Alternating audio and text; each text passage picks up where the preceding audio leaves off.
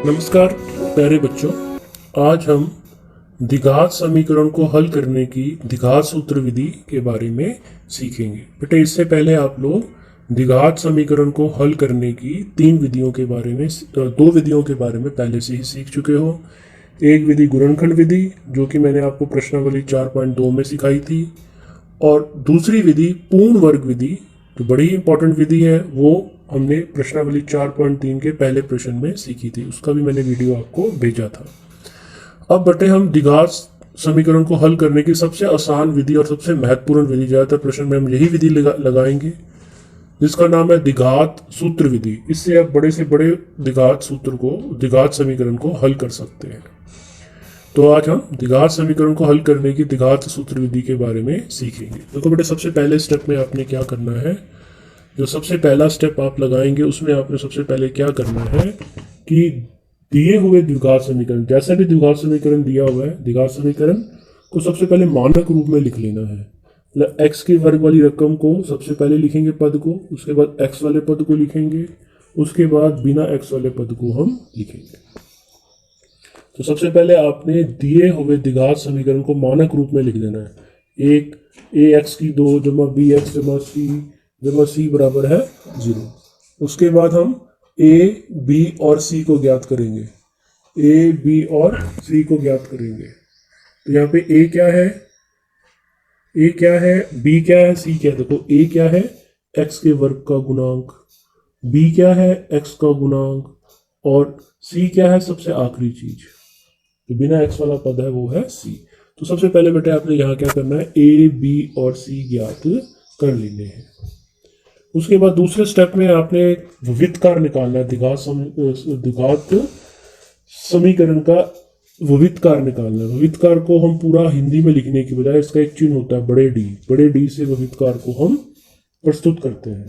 तो बेटे डी निकालने का सूत्र क्या होता है, डी निकालने का सूत्र होता है b की शक्ति 2 b का वर्ग minus 4 Guna a Guna c। देखो ये आपने सूत्र याद रखना है कि बिना सूत्र के विविधकार निकलेगा नहीं, और कभी कभी क्वेश्चन पेपर में 1 नंबर का प्रश्न विविधकार निकालने का ही आ जाता है। तो विविधकार निकालने का सूत्र होता है b की शक्ति 2 minus 4 Guna a Guna c। बोलोगे सर b a c क्या है, ऊपर निकाले तो है b a और c, ये सब निकाले आपने ऊपर, तो उसको यहाँ रख देंगे। बेटे विविधकार निकालने के बाद आप एक चीज जान लोगे कि जो हमें द्विघात समीकरण दिया गया है उसके मूल या जो उसके हल होंगे वो किस प्रकार के होंगे। देखो d के मान 3 तरीके के आ सकते हैं। d का मान 0 से बड़ा आ सकता है, बीच में 0 होता है नंबर लाइन में, आपको पता है जो इस तरह वाली रकम होते हैं वो 0 से बड़ी होती है, इस तरह वाली 0 से छोटी होती है।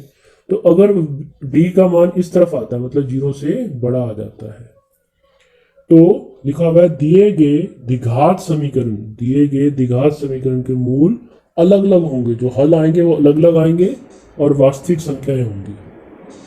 ठीक है, मूल जो है भिन्न होंगे, अलग अलग होंगे और वास्तविक संख्याएं होंगी।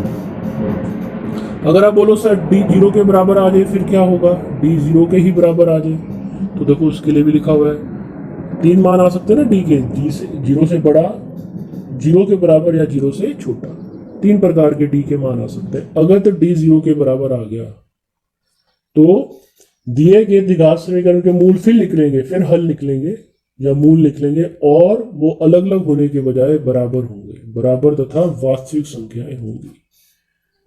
ठीक है, अगर आप बोलो सर तीसरी स्थिति आ जाए, अगर d 0 से छोटा आ जाए, थोड़ा कि 0 से बड़ा ही आए, 0 के बराबर आए, 0 से छोटा भी तो आ सकता है।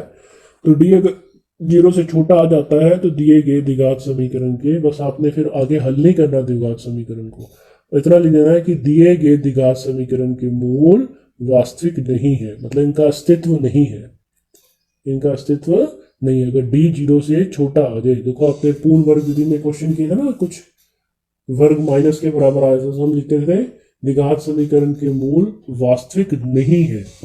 ठीक है, तो बस या उनका अस्तित्व नहीं है। तो यहाँ पे भी ऐसे लिख देना, अगर d 0 से छोटा आ जाए, माइनस में आ जाए, ऋणात्मक मान आ जाए, तो लिखेंगे द्विघात समीकरण के कोई वास्तविक मूल नहीं है, फिर बस जितना लिख के छोड़ देंगे, आगे हल नहीं करेंगे।